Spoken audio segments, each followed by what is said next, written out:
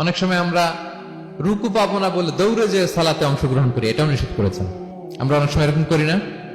মাগরিবের নামাজে রুজু করতেছি, ইমাম সাহেব ওয়াদ-দুহা ওয়াল-লাইলি ইযা সাজা, এই সূরাটা তো মুখস্থ, তো টের পাচ্ছি যে আমি এখন মুখ ধুইতেছি আর সূরা দোহা তো শেষ হয়ে যাবে। কোন রকম ওযু করে দৌড়ে যে অংশগ্রহণ করে যাতে রাকাতটা পায়, এটা নিষেধ করেছেন বিষ্ণু ইসলাম।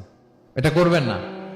আপনি ধীরস্থির ভাবে ওযু করবেন, ধীরস্থির ভাবে যাবেন, তাড়াহুড়ো করবেন না। আপনি কার সামনে যাচ্ছেন? মালিকুল আমলাক, রাজাধিরাজ, আরশের অধিপতি।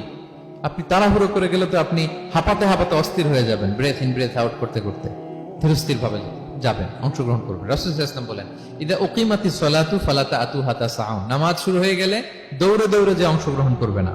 আলাইকুম বিসাকিনা, ধীরস্থির ভাবে যে অংশগ্রহণ করবে।